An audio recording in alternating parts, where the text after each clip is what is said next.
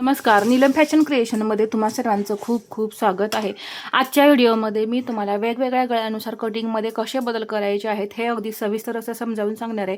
म्हणजे तुम्हालाही समजेल की कसे आपल्याला किती गळा असताना कसा बदल करायचा आहे. एकाच साईजमध्ये मी तुम्हाला बदल करून दाखवणार आहे. त्या साईजनुसार तुम्ही कोणतीही साईज असू द्या त्याप्रमाणे तुम्ही बदल करायचे आहेत. अगदी मोठी साईज जरी असली ना तरीसुद्धा तुम्ही त्याचप्रमाणे बदल करायचे आहेत, ज्यामुळे तुमचा ब्लाऊजसुद्धा परफेक्ट बनेल आणि कोणता गळा असताना आपल्याला किती शोल्डर वगैरे कमी करायचं आहे किंवा कसा बदल करायचा आहे हे सुद्धा तुम्हाला समजेल. यामुळे तुम्हाला कोणताही ब्लाऊज कटिंग करताना भीती वाटणार नाही.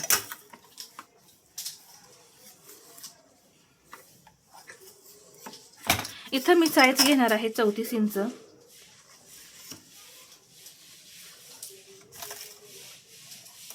आता इथं सर्वात पहिल्यांदा आपण उंची घेऊया 13.5. त्यामध्ये 1 इंच प्लस करूया 14.5 इंच. तर पहा इथे 14.5 इंच आलेला आहे.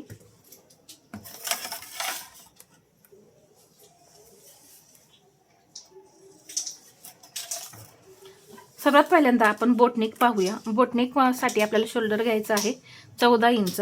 तर त्या 14 इंचाचा निम्मा करायचा 7 इंच. अजून एकदा असंच 7 इंचावरती मार्किंग करून घ्या आणि बोटनेकमध्ये जेवढं शोल्डर घेतलेलं आहे तेवढाच आपल्याला इथं मुंडा घ्यायचा आहे. मग आपण मुंडासुद्धा इथं 7 इंचच घेणार आहे. एक लाईन ओढून घेऊया.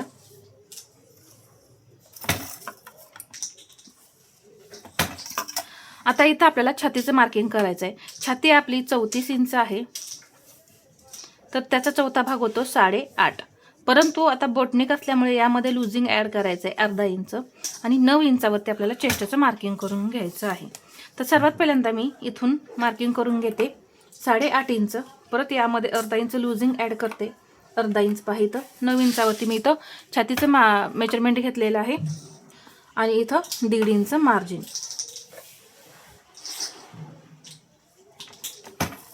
आता इथे कंबर 28 आहे, त्याचा चौथा भाग होतो 7. त्यामध्ये मी 1 इंच टक्ससाठी प्लस केलं 8 इंच आणि याच्या पुढे हे 1.5 इंच मार्जिन आणि हे आता आपण जोडून घेऊया.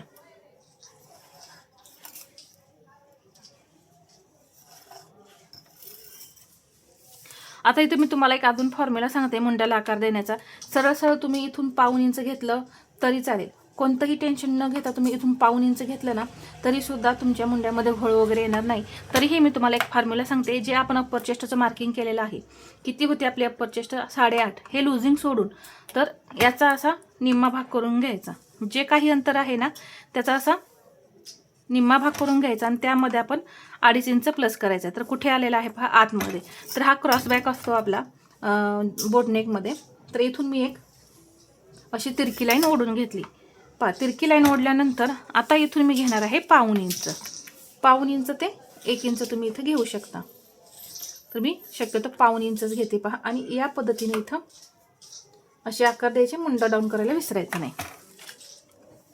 इथं तुम्ही शोल्डर पट्टी जेवढी हवी आहे ना तेवढी ठेवू शकता. जर 2.5 इंच शोल्डर पट्टी हवी असेल तर 3 इंचावरती मार्किंग करायचं, म्हणजे अर्धा इंच तुम्ही यामध्ये प्लस करायचं आहे. इथून घेतलं मी 3. एक लाईन ओढून हा बॉक्स तयार करून घ्यायचा आणि असा बोटनेकमध्ये आकार द्यायचा. इथे शोल्डर आपल्याला डाऊन करायचं आहे आणि हा जो आर्महोल आहे, जो मुंडा घेर आहे, तो मोजायला विसरायचा नाही. किती भरतोय हे पाहायचं. पहा 8 इंच भरतोय. जर तुम्हाला याच्यापेक्षा कमी हवा असेल तर मुंड्याची उंची कमी करून घ्या. तर इथं पहा अजून आपण इथं हे डाऊन केल्यानंतर इथं आपल्याला शिलाई मार्जिन लागेल ना शोल्डर जोडण्यासाठी. मग बरोबर 7.5 इंचच मुंडा घेर भरेल. मग 7.5 इंच मुंडा घेर हवा असेल तर तेवढाच ठेवा. पहा बरोबर 7.5 तेवढाच ठेवू शकता. जर कमी हवा असेल तर कमी करा, जास्त हवा असेल तर तुम्ही जास्त करू शकता. या पद्धतीने इथं बोटनेक झाला. आता इथं मी 5 ते 6 इंच गळा पाहणार आहे. तर इथं 5 आणि 6 इंच गळ्यासाठी तुम्ही शोल्डर जे आहे किती कमी करायचं. तर शोल्डर किती पाहिलं होतं आपण 14 इंच. त्यातून आपण त्याचा निम्मा किती झाला 7. यातून आपण 1.5 इंच मायनस करायचं. तरी हे जे आहे 7 इंच, यातून मी 1.5 इंच मायनस केलं. किती राहिलं 5.5 इंच. आता हे जे बोटनेकचं आहे हे आपण आता रब करून घेऊ. तर 5 आणि 6 इंच गळ्यासाठी 34 साईजमध्ये 5.5 इंच शोल्डर आलं. अजून एकदा मी इथं लाईन ओढून घेते 5.5 इंचावरती पॉईंट घेतलेला आहे. 5.5 शोल्डर तर 6 इंच मुंडा घ्यायचा. इथे मी लाईन ओढली, इथे ही मुंड्याची आडवी लाईन. आता इथे जेवढी छाती आहे तेवढीच टाकायची, 8.5 इंच आणि 1.5 इंच मार्जिन. हा बदल आता राहणार आहे पहा. तर इथे तुम्हाला हे समजेल. आता हे आपण रब करून घेऊ आणि हे आता सरळ जोडायचं. लुजिंग जे आपण घेतलं होतं बोटनेकमध्ये ते आता इथं घ्यायचं नाही. शोल्डर किती इंचाने कमी केलं? 1.5. तर इथे मी सांगते, बोटनेकमध्ये जेवढं शोल्डर आहे, शोल्डर आपण 14 इंच घेतलेला आहे, त्याचा निम्मा करायचा, बरोबर 7 इंच. म्हणजे जेवढं शोल्डर आहे तेवढंच ठेवायचं आणि मुंडासुद्धा तेवढाच ठेवायचा मुंडा. आता हा मी 5 आणि 6 इंच गळा सांगते. शोल्डर जे आहे त्याचा निम्मा करायचा, कितीही असू द्या, 7. त्यातून मी 1.5 इंच मायनस केलं. मग शोल्डर किती आलं आपलं? 5.5 आणि मुंडा घ्यायचा आहे 6. जरी मुंडा इथं 6 इंच घेतला तरी मुंडा घेऊन मोजायला विसरायचं नाही. आता इथून घ्या 1.25 इंच. 1.5 इंच घेण्यापेक्षा तुम्ही डायरेक्ट 1.25 इंचच घ्या. म्हणजे काय होतं, आकार द्यायला परफेक्ट तिथं सोपं जातं आणि परफेक्ट आकार येतात. तर या पद्धतीने मी आकार दिला. आता इथं तुम्ही 2.25 इंच ते 2.5 इंच शक्यतो नाही घ्यायचं, 2.25 इंचच घ्या. पुढचा मागचा गळा 6 इंच आहे, 6.5 इंचावरती मार्किंग करून घेतलं. इथून मात्र 2.5 इंच घ्यायचं.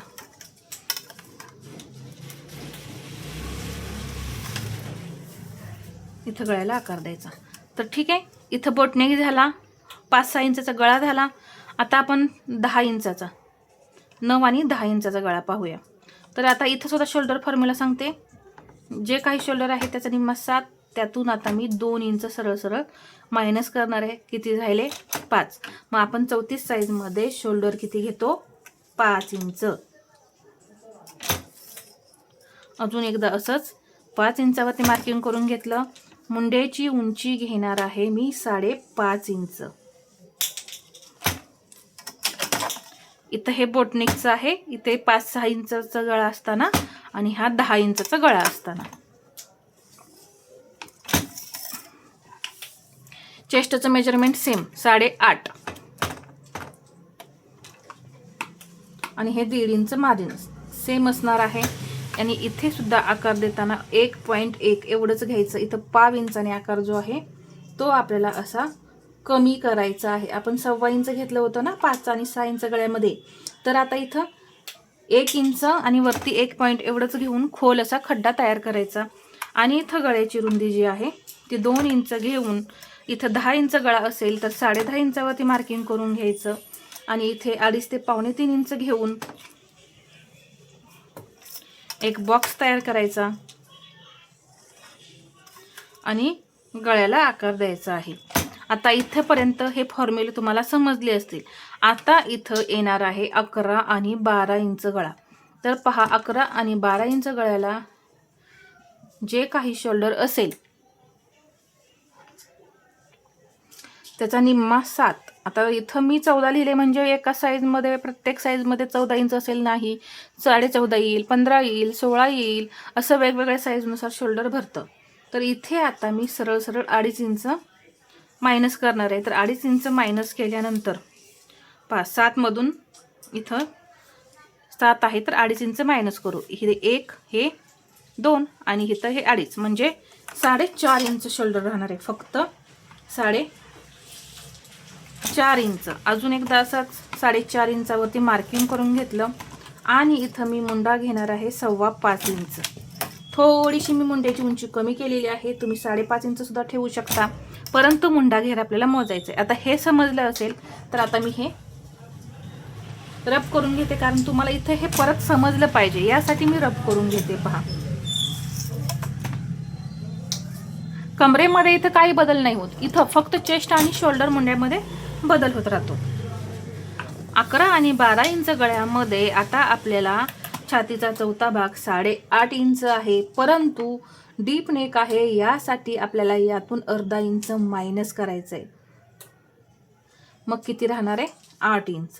तर आता इथं मी हे 8 इंच घेतलं आणि याच्या पुढे हे 1.5 इंच मार्जिन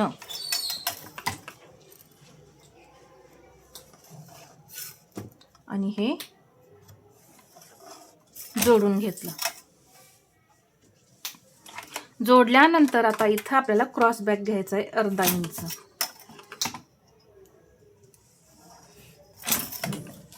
आणि आकार देताना फक्त 1 इंच घ्यायचं आणि आकार द्यायचे. तर सुरुवातीला असा आकार देऊन घ्या. हा आकार दिल्यानंतर इथे हे थोडंसं 1/2 इंच असं आतमध्ये येऊन हा आकार व्यवस्थित गोल असा द्यायचा. तर अशा पद्धतीने इथे मी तुम्हाला वेगवेगळ्या गळ्यानुसार कसे बदल करायचे असतात हे अगदी सविस्तर असं समजावून सांगितले. शोल्डर चार्ट, इथं मुंढा म्हणजे शोल्डर कसं कमी करायचं, मुंढा कसा कमी करायचा, मुंढा घेर मोजायचा, हे सर्व असं मी डिटेलमध्ये समजावून सांगितले. तर या पद्धतीने तुम्ही सुद्धा ब्लाऊजमध्ये बदल करा. तर हा व्हिडिओ आवडला असेल तर लाईक, शेअर आणि सबस्क्राईब करायला विसरू नका. धन्यवाद.